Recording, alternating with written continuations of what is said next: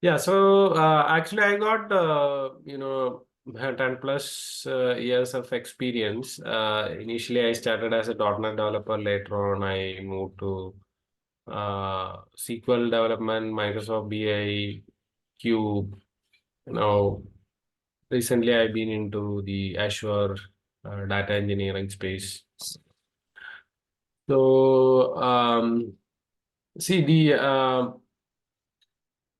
main purpose of trying out this course is to uh, broaden my knowledge, and I mean I need to move to next level as an architect, and also maybe the data modeling, even though I have done here and there, but not extensively. So I just thought of learning it thoroughly. So that is one of the reason why I'm planning to join this course. Oh, thanks for sharing that, Mithun. So one thing I wanted to ask, like the same question. Are you planning to? So there are multiple things we can achieve using data modeling. One is like if someone is creating a new product and you want to create a data model for that, and another could be for the data analysis and the dimensional modeling we do. Yeah, or you are going to you need some for interview purpose you are planning, so that's clarity. If you can, so I will have to design the course in that manner only if you have any specific goal. Yeah.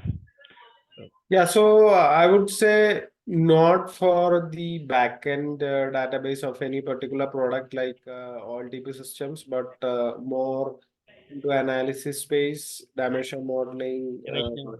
Okay. or maybe latest trend is data vault and all, right? So maybe something the advantage of data vault or something. So that space I want to explore more. Okay. Yeah, because the in industry right now these kind of projects are more in which you are converting a all app to into the other one. Yeah. So for Mm. example, if you have a product like Salesforce and someone wants a dimensional model of the same database so that you can use it in Power BI or any other uh, any other tool for analysis. So yeah, in that case we'll focus more on dimensional modeling. Yeah, how to create dimensional model and all. Hmm. So, so you Okay. mentioned that you have knowledge on databases, SQL, yeah, and programming language and all. Yes. So that will be easy for us. Yeah. Okay. Uh, okay. So one thing is like how much detailed and how long you are expecting to be training the training. Yeah. So for example, do you expect it for like 10 days or 30 days or what is your deadline kind of thing? Yeah. See, I don't have a urgent requirement like, Okay. within these many days I have to complete this and start using it in some project like that. So I just want to go in depth, all kind of scenarios, practically how to, resolve, see, in normal scenarios, what exactly how you find the grain or create based on a business process, you create a fact table, dimension, SCDs, all kind of things. It is already available through internet, right? Yeah. So what is go beyond that? Okay, Yes. so and there are special scenarios. Uh, so practically how to resolve things, right? Business problems in this, and what all gochas we will face in while designing. Though your practical experience will also come into handy, right? More Yes. than the Got it. theoretical part. Yes. Kind of a live project if we can do on the course. Yeah. You are looking for that. Hmm. Mhm. Yeah, Okay. yeah. So, but still, I would need something in my mind that okay, we need to plan it because in the detail we can keep going a lot, yeah. Hmm. So how long it would be fine for you, like? So for going into this in-depth and scenario-based, project-based training, how long it will take? Let's say 1 hour in a day you are planning, right? Yes, yes, correct. And only weekdays. Only weekdays, yes. Okay, so uh, I mean 1.5 months will be enough, or you will take more than that. I think that's enough. 1 and 1 half, 1 means like 20 to 30 days, correct? Hmm. Correct. I think that's enough. We can cover the basics in 10 days, and then we can start working on some project, yeah. Um, because Okay.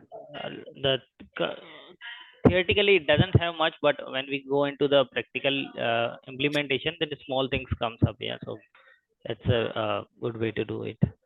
Uh, Another thing is like what timing suits you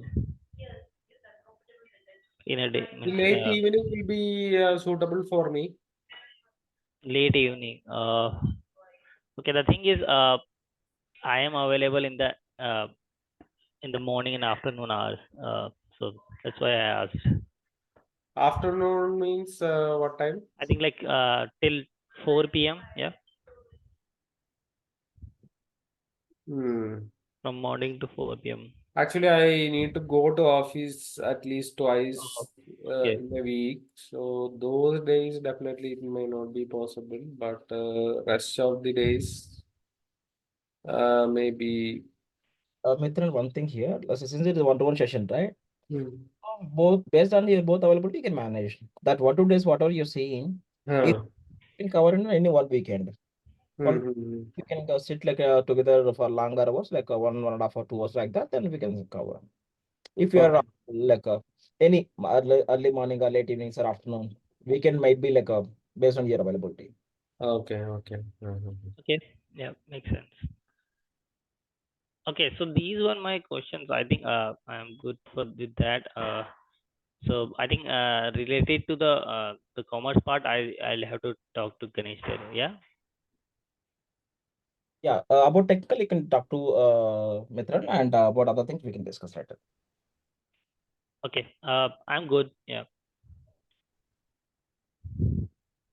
So Shubham, is there any particular tool in your mind while doing the data modeling, Irwin or something Yeah. else? Erwin is one of the But simplest then that. nowadays it's not free anymore for Yeah, time that's purpose also, right? okay. I need to look at the because I am familiar with Erwin, so I need to check like which tool is good for us, which is free also. Yeah. Okay. At this point, I do not have anything in mind, so I need to do bit of research. Yeah. In my current role, I use Erwin only. So, Okay. yeah. So yeah, I'll update Ganesh on the further plan. Yeah. Okay. So, currently, are you using the dimension modeling technique or data vault? Do you have any Dimensional exposure modeling. to data vault modeling? Not data vault much, means I have exposure, but I myself I haven't worked on any projects yet on data vault. But yeah, data modeling is my main thing. Means dimensional modeling. Hmm. Uh, so yeah, that I do on a regular basis. Like, yeah. Hmm, hmm, hmm.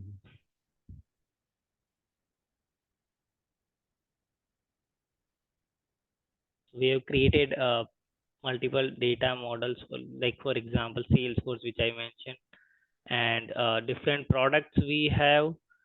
So so nowadays, like every business wants to be data driven, and they are using different softwares, but they do not have anything to analyze. The software offers very little analysis reports, and also we work on transforming that data into dimensional model, and as well as to show using maybe Tableau or Power BI as per the preference of the client, how they want to see which kind of reports, which kind of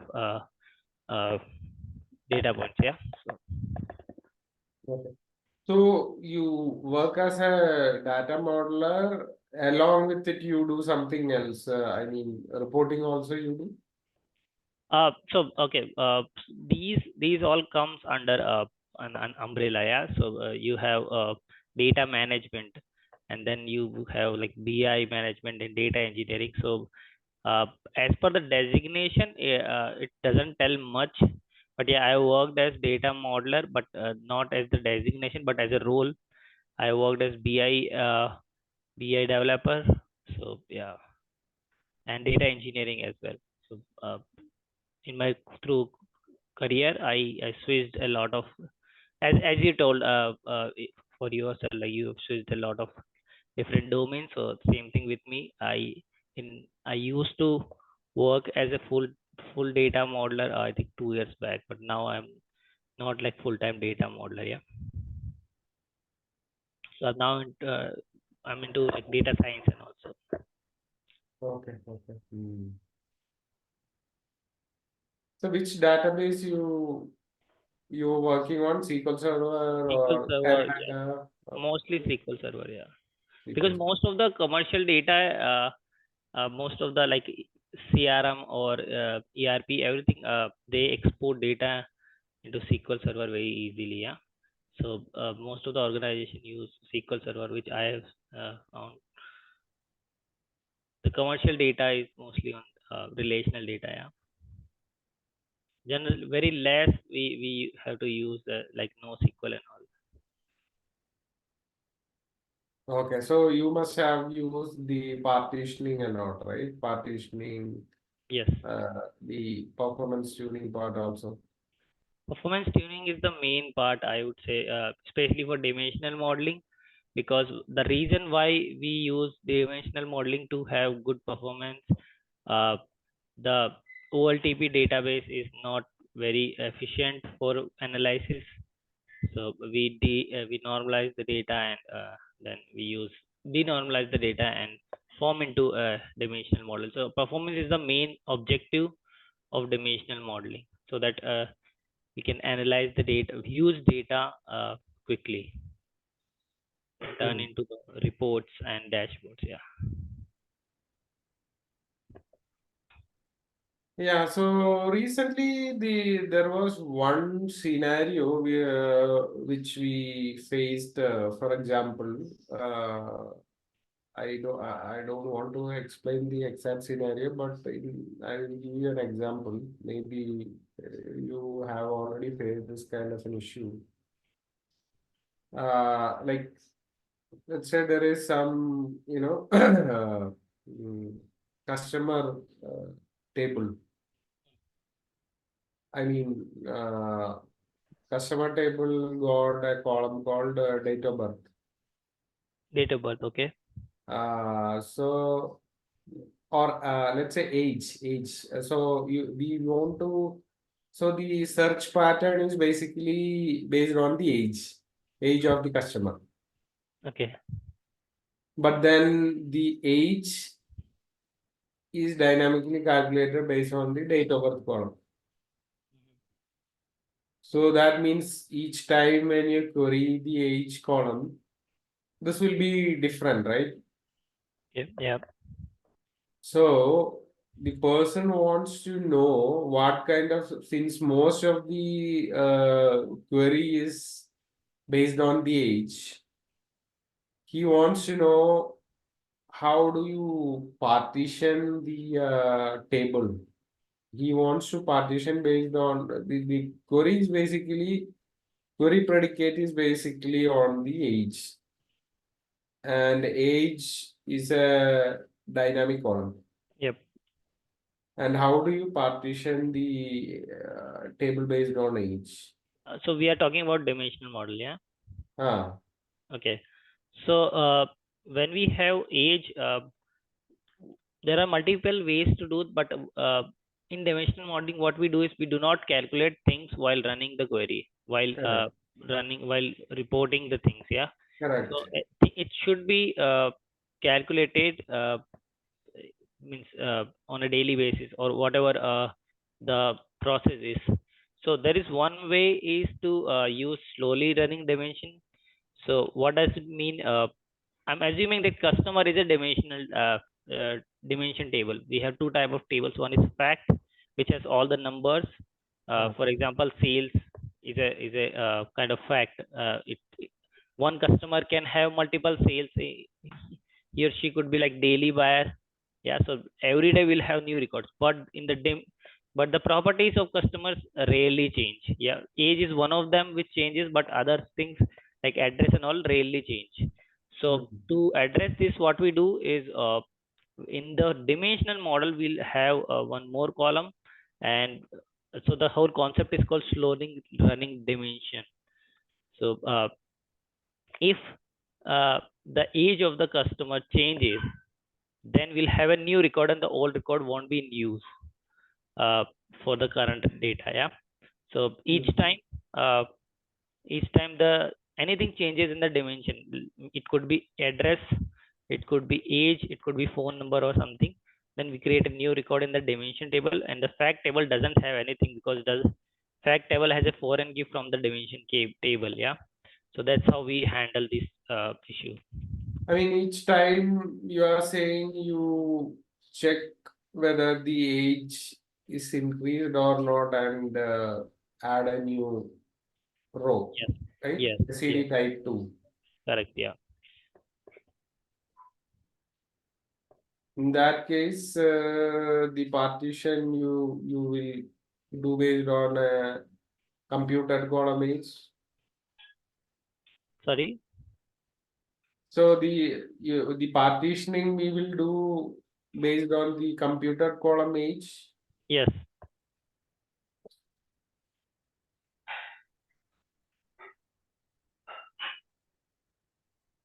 So do you think, let's take an example of a system like Aadhaar or something, where you have the entire Indian population records. So do you think it is it's overwhelming for the system to have a CD type 2 because Okay. So in the Aadhaar example, we do not need the historical data. Yeah.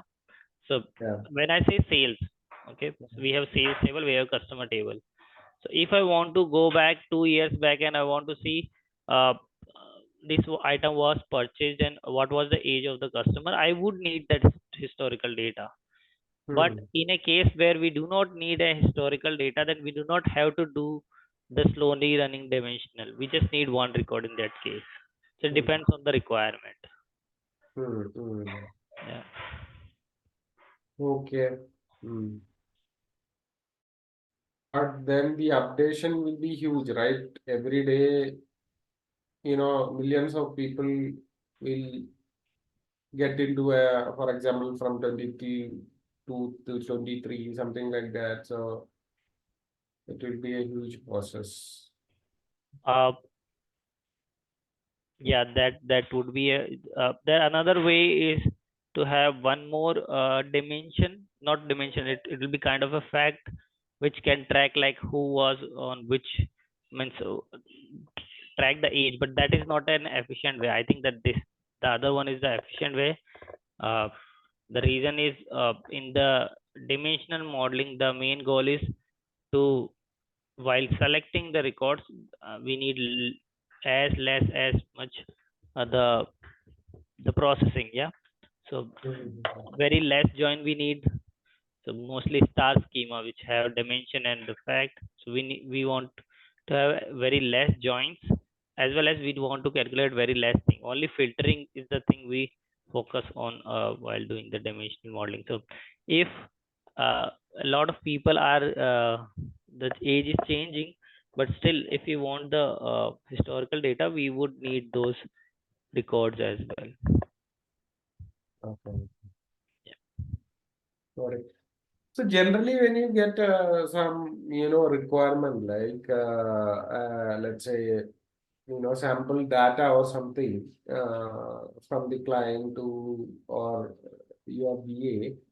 So how do you approach to create a model out of that, let's say flat CSV or Excel or multiple Excel sheets, right? How do you come up with a model and some KPIs? Is there any particular method you use to generate, Yes. insight from that? So there are multiple methodologies we follow. In theories, we have names, but in general, I am just giving you basic steps. Like the first thing is the actually the requirement gathering. So whatever the files or the data sources have been provided, uh, what what data points they are need, like what they want to actually calculate, or I would say from the end project, what they are planning to calculate or analyze or make decisions. So the basic purpose of whole analysis is to the user should be able to make decision using the data. So what kind of analysis they are looking for? Based on that, we can pick the features, or not feature in this term, like the data points, uh, what data points are useful, plus what should be the grain of the data. So for example, if they are not considered at a granular level, like which day which person is buying what, they just want like on the monthly basis, on they have some cohorts, then we do not need to have like that much granular data. We can kind of summarize the data and create a data model. So first thing is the grain, and the second is what should be the dimension, and the third is the what should be the fact. So once we get the three, then we have different methods, like one is called bus matrix, and there are different methodologies in which we map, okay, from this source how many data points I would need, and this source how many I need, and how these different things are connected. So and then we can create new dimensions and the facts, and then we can start working on the exact logics. Yeah. So the Okay, okay. first thing is the requirement gathering. Like if we are clear in the start that what exactly the user want, then that's a very easiest path. But the most of the time what we see is user doesn't know what they want, and the requirement keep changing every time we meet with the user, that oh, I was thinking that, but now I need this. So the requirement changes all the time. That's why we have to understand each data point. For example, if uh, in a table we have market, and market has like 10 different values, so we need to understand what exactly these values means. Are these cities, are these region, district, or whatever? And according to that, we need to keep in mind, we need to understand all the different values also in the different sources, and then we need to again go back to their requirement, that what could be useful. But uh, we can put all the effort, but still after creating the first draft, they will come up with different changes, like okay, we also want this, we do not want this on these things. So yeah, there is not one shot, it's not one, it's like iterative process. Correct, correct. Yeah, yeah. Yeah. So generally, people tend to, generally people tend to go for the star schema. Is there any specific project you have done this Snowflake, and is there any particular reason we should be going to Snowflake? Because most of the things, people talk about the performance and the saving of the data storage space for Snowflake. But with current, technology and cheap storage, we can directly go for, star schema, right? So, is there any particular situation where you were forced to go for the Snowflake schema in your Yes, yes, there could be a few scenarios in which we would need snowflakes just to save the storage. Yeah. So let's give an example. So for we used to have there was a product called MES product, manufacturing execution system. So in that let's say we like there these are machines which, for example, cold drink company which is manufacturing cold drinks, so they have uh, a line of machines which has like one is filling the cold drink in the bottle, one is putting the tab, second is third is labeling the bottle with that prints and all. So like let's say 10 steps. Okay. So if you want to create a dimensional model, then will be a dimension called the, let's say, machine 1, machine 2 and all. The dimension name is machines, but this whole thing is called as production line, and this production line also has some properties. Okay, the whole process. So one is for cold drinks and one is for some snacks like chips, lays and something. And then another line could be let's say any other snack. So these lines also have their own features or properties. In that case, we can go switch to snowflake. So these machines has their own dimension, and these machines has something that as a parent which is called the production line, and that could have its own properties. So yeah, that is one of the scenario in which we can use snowflake. So snowflake is we have facts, that we have dimension, and this dimension itself has kind of a dimension kind of thing. Yeah. So that forms a snowflake. Yeah. Okay, got it. So, so you are planning to drive the class through these kind of examples, right? And some, sample data, how to go about these kind of things, right? Yes, I need to check on the sample data because I cannot use my current project, so I'll Yeah. search online. Yeah, but I'll talk to Ganesh also on the economics part of this project, and I'll let you know what are my final thoughts. Yeah.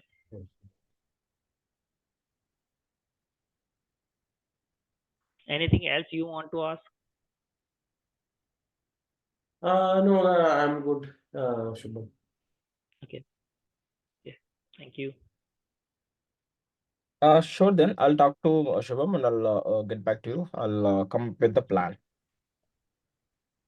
Okay, guys. Thank you. As Thank you, part, Mitra. as part of this training, we are following the same document, right? Which I've shared with you, the PDF file. Yeah. Not exactly. Not exactly. We'll follow that, but yeah, most of it. Yeah. We'll cover most of it. Yeah. So Okay. we'll take the projects, and whatever comes we'll take example from the points which you have shared. Yeah. Okay. So as per your understanding, it will take another 1 month to complete, right? Yeah. It should take, like, if we are working on project, then yes, it will take time. Okay, got it. So, Mithran, do you have any questions to ask?